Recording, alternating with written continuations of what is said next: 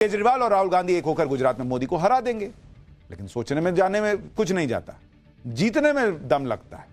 मोदी के खिलाफ प्लान बना रहे राहुल गांधी और केजरीवाल दोनों के साथ ऐसा खेल हुआ कि वो कई दिन नहीं भूलेंगे, क्योंकि राहुल गांधी हरियाणा में बुरी तरह हारे, महाराष्ट्र में बुरी तरह पिटे, 2 राज्य हारते ही लोकसभा चुनाव का सारा जोश और सारी अकड़ निकल गई। 99 पे कूदने वाले भूल गए कि 99 चीज क्या होती है। उधर केजरीवाल दिल्ली को लेकर ओवर कॉन्फिडेंट थे कि मोदी जी 2 जन्म ले लें, 4 जन्म ले लें, 8 जन्म ले लें। इसी जन्म में मोदी जी ने निपटा दिया दिल्ली में। इस तरह से राहुल गांधी और केजरीवाल दोनों की राजनीति को नरेंद्र मोदी ने कुछ महीने में उसी कागज में जिसमें लिखा था यहां रहेंगे वहां रहेंगे, उसमें लपेटा और उधर फेंक दिया। इंडी गठबंधन वाले तो आपस में निपट रहे हैं, एक दूसरे से बदला ले रहे हैं। उधर बीजेपी अपनी सरकार बनाने की तैयारी कर रही है। दिल्ली में सीएम का शपथ ग्रहण समारोह रामलीला मैदान में भव्य तरीके से होने जा रहा है और इसके लिए रामलीला मैदान सजने लगा। टेंट और सोफे लग रहे हैं, वीआईपी मेहमानों के बैठने के लिए बड़ी संख्या में कुर्सियां लगा दी गई हैं, सुरक्षा व्यवस्था चाक चौबंद। बीजेपी के वरिष्ठ नेताओं ने आज रामलीला मैदान में जाकर देखा कि भाई इतना वीआईपी लोग बुला रहे हैं, इतने लोगों को बुला रहे हैं, इतने साल बाद शपथ ग्रहण होगा, बीजेपी का मुख्यमंत्री बनेगा, तो सब ठीक है कि नहीं है। तो देखने गए वो लोग। तैयारियां किस स्तर पर हो रही है इसका अंदाजा इस बात से लगाइए कि शपथ ग्रहण समारोह में प्रधानमंत्री मोदी, अमित शाह, मुख्यमंत्री योगी आदित्यनाथ समेत 50 से ज्यादा बड़े नेता पहुंचेंगे। इसके अलावा 20 राज्यों के मुख्यमंत्री, सभी केंद्रीय मंत्री, एनडीए नेताओं को भी बुलाया गया।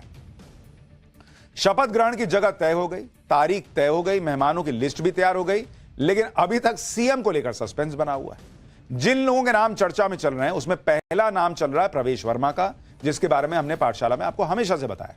क्योंकि इन्होंने केजरीवाल को हराया, प्रवेश वर्मा दिल्ली के सांसद भी रह चुके हैं और पूर्व सीएम साहिब सिंह वर्मा के बेटे हैं, जाट नेता हैं, तो दिल्ली के साथ हरियाणा, पश्चिमी यूपी, राजस्थान की जाट राजनीति में भी फिट बैठते हैं। तो इनका नाम टॉप पे चल रहा है, लेकिन इनका नाम अकेला नहीं है जो चल रहा है। दूसरा नाम चल रहा है रेखा गुप्ता का। वो शालीमार बाग सीट से पहली बार विधायक बनी है। रेखा गुप्ता 3 बार पार्षद रह चुकी है और आरएसएस से जुड़े होने की वजह से सीएम चेहरा हो सकती है, ऐसा कहा जा रहा है। तीसरा नाम चल रहा है ग्रेटर कैलाश से विधायक शिखा राय का। शिखा राय ने ग्रेटर कैलाश से मंत्री सौरभ भारद्वाज को हराया है। चौथा नाम है मोहन सिंह बिष्ट का। मोहन सिंह बिष्ट ने मुस्लिम बाहुल्य सीट मुस्तफाबाद से जीत हासिल की। स्पीकर पद के लिए भी उनका नाम आगे चल रहा है। 5वां नाम है मालवीय नगर से विधायक सतीश उपाध्याय का। सतीश उपाध्याय बीजेपी का ब्राह्मण चेहरा है, दिल्ली बीजेपी के अध्यक्ष रह चुके हैं। छठा नाम है जनकपुरी से विधायक आशीष सूद का। आशीष सूद पहली बार विधायक बने हैं। फिलहाल वो गोवा बीजेपी के प्रभारी और जम्मू कश्मीर में बीजेपी के सह प्रभारी। 7वां नाम है उत्तम नगर सीट से जीते पवन शर्मा का, लेकिन सीएम कौन बनेगा ये किसी को पता नहीं। अब ये 7 लोग हैं, 10 लोग हैं, कितने लोग शेरवानी या अच्छे अच्छे कपड़े सिलवाए बैठे हैं कि कहीं मेरा नंबर ना जाए, कहीं मुझे फोन ना जाए कि तुमको बना रहे हैं। लास्ट मिनट में कौन शेरवानी सिल के देगा, कौन बढ़िया कुर्ता सिल के देगा? तो सिलवा के रखो, नहीं बने तो रहेगा अलमीरा में, इसमें क्या है। बीजेपी विधायक दल की बैठक कल है।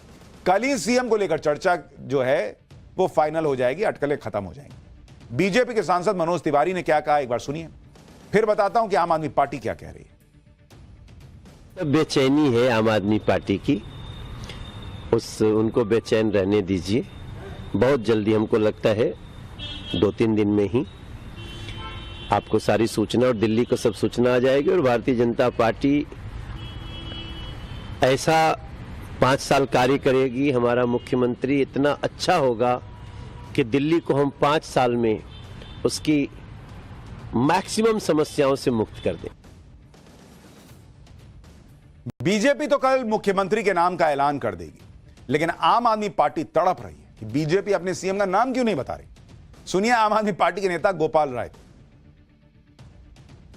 पहली बार यह देखा जा रहा है कि बारात तैयार है, मंडप भी तैयार हो रहा है, उसका निरीक्षण भी हो रहा है, बस दूल्हा कौन है ये नहीं पता किसी को। मुख्यमंत्री का नाम भारतीय जनता पार्टी अभी तक तय नहीं कर पाई है, या फिर कोई इतना बड़ा रहस्य है जिसको वो छुपाना चाहती है, जिसकी वजह से सब कुछ हो रहा है एक चीज छोड़ करके मुख्यमंत्री के। भारतीय जनता पार्टी है, कुछ भी कर सकती है, इसलिए अगले 5 साल में कई और रिकॉर्ड बनाएंगे। दरअसल आम आदमी पार्टी को लग रहा होगा कि इनको भी तो विपक्ष में बैठ के वो वाला गेम खेलना है। पहले खेलते थे शुरू करें अंताक्षरी लेके प्रभु का नाम, इनका नारा होगा शुरू करें हंगामा लेके मुख्यमंत्री का नाम। मुख्यमंत्री का नाम ही नहीं पता है तो हंगामा किसके नाम पे करें? ये खुद ये नहीं बता रहे कि केजरीवाल कहां गायब है। भाई हार गए ठीक है, पब्लिक के बीच तो आइए। गोपाल राय ये बयान तब दे रहे हैं जब उनकी ही पार्टी में यह तय नहीं हो पाया कि दिल्ली विधानसभा में नेता विपक्ष कौन होगा। भाई केजरीवाल तो अपनी सीट हार चुके हैं। उसके बाद 4 नामों की चर्चा हो रही है। पहला नाम है कार्यवाहक सीएम आतिशी जी का, दूसरा नाम है पूर्व मंत्री गोपाल राय जी का, तीसरा नाम 4 बार के विधायक संजीव झा जी का है और चौथा नाम तिलकनगर से विधायक जरनैल सिंह जी का है। ये 4 नाम चल रहे हैं, लेकिन अब कहां नाम चल, पार्टी नहीं चल पा रही तो नाम किसका चलेगा नहीं चलेगा वो पता कैसे चलेगा। पाठशाला में अब अगली क्लास। अखिलेश लाए उर्दू वाला हथियार, फायर मोड में सीएम योगी ने हिंदी से दे दिया जवाब। महाकुंभ को लेकर अखिलेश वर्सेस योगी, यूपी विधानसभा में आज क्या बवाल मच गया, अब जरा चलिए इसका चैप्टर खोलते हैं।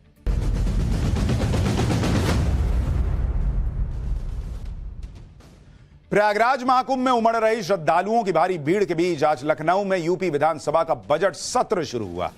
जो समाजवादी पार्टी महाकुंभ को लेकर लगातार योगी सरकार के खिलाफ नैरेटिव बनाने में जुटी है, उसी समाजवादी पार्टी ने आज बजट सत्र के पहले दिन भी विधानसभा के बाहर और अंदर योगी सरकार को घेरने की पूरी कोशिश की। लेकिन लोकसभा चुनाव के बाद से योगी आदित्यनाथ समाजवादी पार्टी और अखिलेश यादव के हर नैरेटिव को लगातार खत्म कर रहे हैं।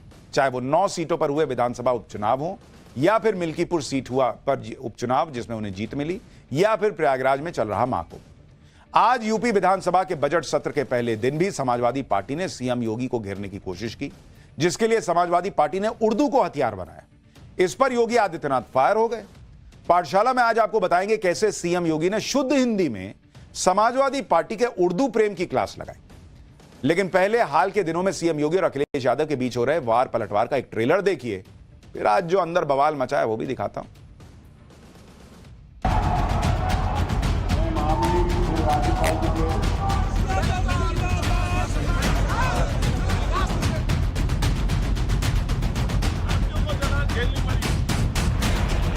उर्दू क्यों नहीं करते? उर्दू भी तो भाषा है। उर्दू को नहीं करेंगे, अंग्रेजी करेंगे। उर्दू पढ़ाओ इसको, यानी उसको मौलवी बनाना चाहते हैं, कठपुल्ला पर की ओर देश को ले जाना चाहते हैं।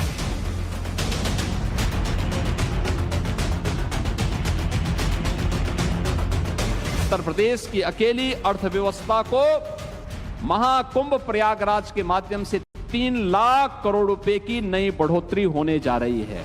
धार्मिक आयोजन मुनाफा के लिए नहीं होते हैं। हमारे मुख्यमंत्री जी क्या कह रहे हैं कि 2 लाख करोड़ का व्यापार होगा।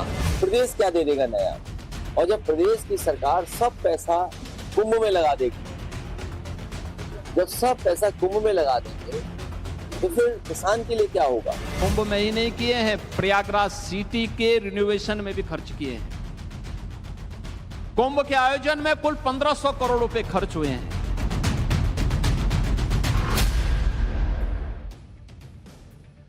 समाजवादी पार्टी ने आज बजट सत्र के पहले ही दिन महाकुंभ और दूसरे मुद्दों पर योगी सरकार को घेरने की पूरी कोशिश की। यहां तक तो सब ठीक था, लेकिन जैसे विधानसभा के अंदर समाजवादी पार्टी के विधायक माता प्रसाद पांडे ने उर्दू की वकालत करते हुए योगी सरकार को घेरने की कोशिश की, तो सीएम योगी भड़क गए। ऐसे गुस्से में आ गए कि विधानसभा में सब हैरान रह गए। सुनिए समाजवादी पार्टी के नेता माता प्रसाद पांडे ने क्या कहा, जिस पर सीएम योगी का माथा गर्म हो गया।